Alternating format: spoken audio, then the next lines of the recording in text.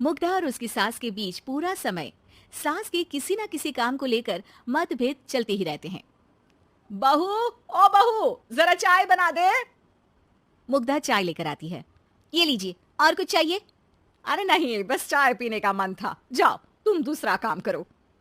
चाय पीने के थोड़ी देर बाद सास दोबारा मुग्धा को आवाज लगाती है।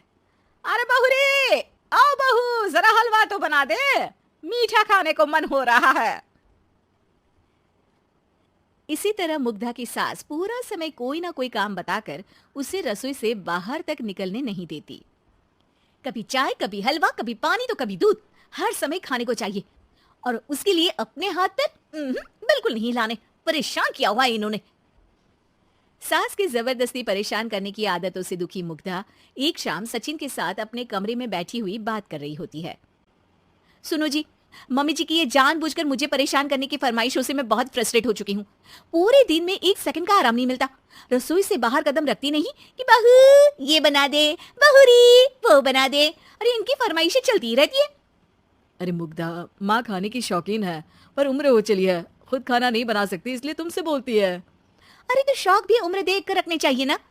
समझ में नहीं आता, हर समय फेविकॉल का जोड़ लगाए सोफे से चिपके बैठी रहती है। इतना सब डाइजेस्ट कैसे हो जाता है उन्हें? अरे तुम मेरी माँ से इतनी नफरत कैसे कर सकती हो? मैं उसे नफरत नहीं करती जी, बस परेशान हूँ। जहां मुग्धा अपने पति से ये सब बोल रही होती है, वहीं उसकी सास भी कमरे के बाहर दरवाजे से कान लगाए सारी बातें सुन रही होती है और अगली दोपहर रसोई में मुग्धा के पास जाती है। बहू, आज ना मेरा कुछ मसालेदार खाने का मन है। तो चाय बना दो, मुझे बहुत पसंद है। अरे ना, ऐसा कर लिट्टी चोखा बना ले। और हाँ, जितना मसाला बातों में मिलाकर पति को सुनाती हो ना, सब्जी में भी वैसे ही डाला करो, खाना स्वादिष्ट बनेगा। सास की बात सुनकर मुग्धा हैरान रह जाती है। मतलब अब पूरा समय मुझ पर हुक्म चलाने के साथ बंद कमरे में हुई पति पत्नी की बीच की बातें भी सुनती है। अरे बात जब मेरी थी तो सुनने में क्या दिक्कत है? ये कहकर सास वहां से चली जाती है। अरे अब तो हद पार हो गई, इस तरह से तो ये मेरा जीना मुश्किल कर देंगी। मुग्धा सास की हरकतों से परेशान उसका हल सोचने लगती है और इसी तरह कुछ दिन बीत जाते हैं, जिसमें सास का जन्मदिन आता है। मुग्धा बहुत खुशी के साथ अपनी सास को एंड्रॉइड मोबाइल गिफ्ट करती है।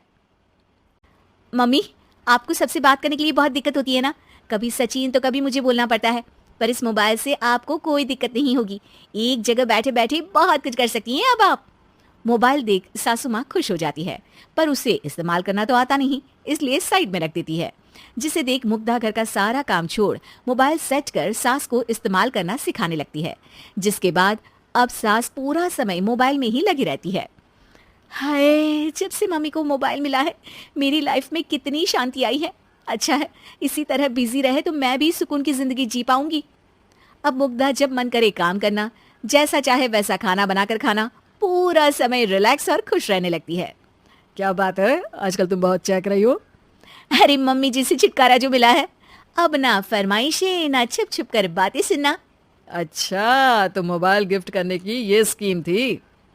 इसी तरह दिन बीतते हैं और अब मोबाइल पर लगी सास फरमाइशों की जगह सवालों के लिए बहू को आवाजें लगाना शुरू कर देती है।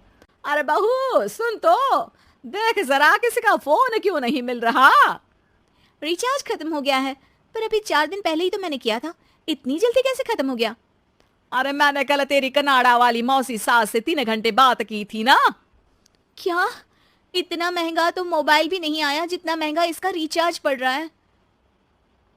इसके बाद तो जैसे मुग्धा के दिन के 24 घंटे में से 20 घंटे सास के पास उनके मोबाइल रिलेटेड प्रॉब्लम सॉल्व करने की ड्यूटी ही बन जाती है। अरे मुग्धा, ये मोबाइल में अचानक तेरी मौसी सास की शक्ल क्यों दिखने लगी? और ये तो हिल भी रही है। मम्मी, ये गूगल डुओ का वीडियो कॉल है, इसमें आप बात करने के साथ एक दूसरे की शक्ल भी देख सकती हो। अच्छा, ये तूने मुझे पहले क्यों नहीं बताया? अब बताने के लिए पहले नहीं बताया। इसी बीच सचिन भी वहां आ जाता है और सास अपनी वीडियो कॉल में बिजी हो जाती है। क्यों, सास बहू में क्या गपशप चल रही है? इसे गपशप नहीं, दिमाग का दही होना बोलते हैं। पर तुम तो मम्मी को मोबाइल देकर बहुत खुश थी, फिर क्या हुआ? हाँ, उसका सुकून भी कुछ ही दिन मिला। अब घर के टंटे खत्म हुए तो मोबाइल की टिंग टिंग शुरू हो गई। देखो भाई, कुछ पाने के लिए कुछ खोना तो पड़ता है। आखिर तुमने मोबाइल अपने फायदे के लिए ही तो दिया है, तो फिर सवालों के जवाब भी देने पड़ेंगे, क्योंकि जब तक उनके हाथ में ये फुंथरू रहेगा, तुम्हारी लाइफ में प्राइवेसी और सुकून रहेंगे। हम्म, कहने का मतलब है अगर इससे प्यार बढ़े तो दाग अच्छे हैं। अरे मुझे पहले दिन से ही पता है मोबाइल किस मकसद से दिया गया है। भूलो मत, इससे पहले मैं बातें ही सुनती थी। सास की ये बात सुनकर मुग्धा शॉक में और सचिन हंसता रह